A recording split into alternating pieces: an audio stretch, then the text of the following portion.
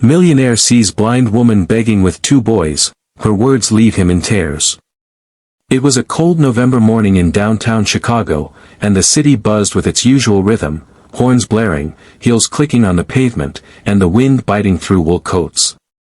As he stepped out of his chauffeured black Mercedes, Adam Lawson barely noticed the chaos around him. At 42, he was a self-made tech millionaire, known for his ruthless ambition and relentless drive. His life was a calendar of board meetings, luxury vacations, and exclusive galas. But that day, something was different. Adam was running late for a keynote speech at a charity summit. Ironically, the theme was compassion in business. As he hurried across the crowded plaza, a faint voice tugged at his attention. "Spare some change, sir. Anything helps." It was soft, almost drowned by the wind, but it pierced straight through him. He paused. There, seated on a threadbare blanket near the fountain, was a blind woman in her late 30s. Her eyes, though clouded with blindness, held a grace that struck him. Clinging to her were two young boys, no older than 6 or 7, shivering in oversized jackets. They weren't holding signs or pleading for attention. They just sat quietly, leaning into their mother's side, eyes wide and solemn. Adam's first instinct was to turn away.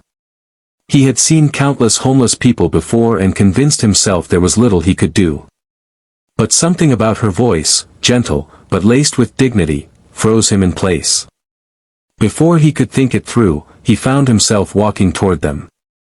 "I don't have cash," he said awkwardly, his hand still on his phone, "but I can get you something warm to eat."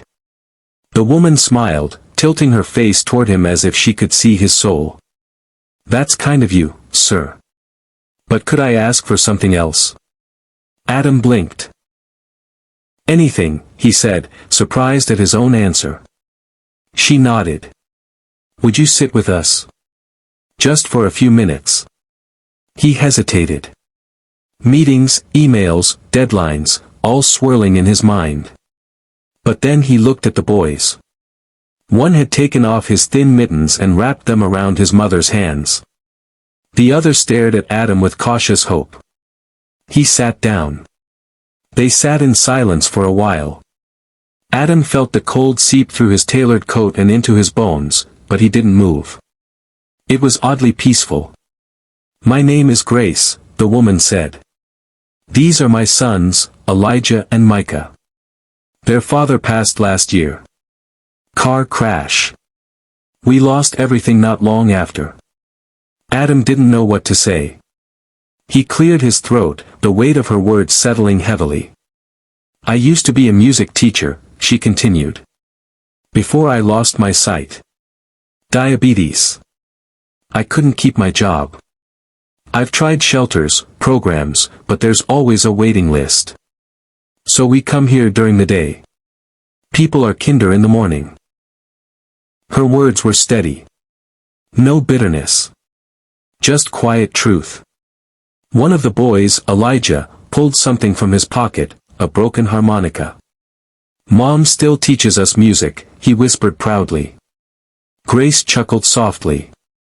"They can't read notes, but they can feel the rhythm. Just like I do." Adam's throat tightened. This wasn't the kind of story you read in glossy philanthropy reports. This was raw. Real. "How do you stay hopeful?" he asked, almost to himself. Grace turned her face toward the sky, her unseeing eyes shining. "Because my boys still believe in good people. And as long as they believe, so will I." That's when it happened. Adam, who had built empires, negotiated million-dollar deals, and lived in penthouses with glass walls, felt something crack. It was like a dam breaking inside his chest. Tears welled in his eyes, surprising him. He pulled out his wallet and handed her a few $100 bills. She accepted it gently, then shook her head. "I didn't ask for your money, sir. Just your time." "I know," he said quietly. "But I want to do more." He stood up abruptly, called his assistant, and canceled all his meetings for the day. Then he made another call, to a friend who ran a reputable housing organization. Within 2 hours, Grace and her sons were sitting in the lobby of a family shelter that had room for them. Adam stayed with them, helping them fill out forms, watching as Elijah and Micah played with donated toys for the first time in months. But he didn't stop there. In the weeks that followed, Adam used his resources to help Grace get medical treatment. He pulled strings to get her seen by a specialist, and while her full sight couldn't be restored, she regained partial vision in one eye, enough to navigate the world with more confidence. He arranged for her to interview at a school for the visually impaired, where she soon began teaching music again. Her boys were enrolled in a good school nearby, where they thrived. Grace never once asked him why he helped.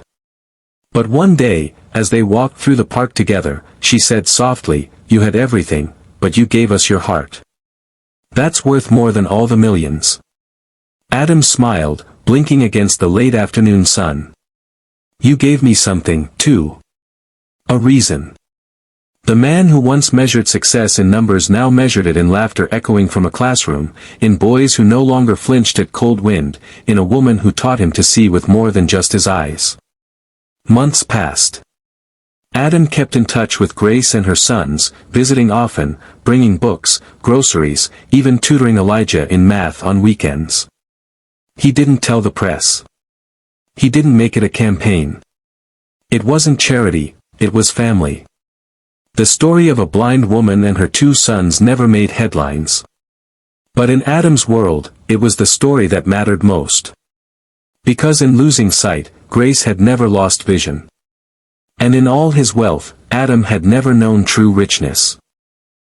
Until he sat on a cold sidewalk and listened. And that, perhaps, is what the world needs to remember. Sometimes, all it takes is one moment of stillness. One choice to see. One person who doesn't walk away. Because kindness isn't a grand gesture.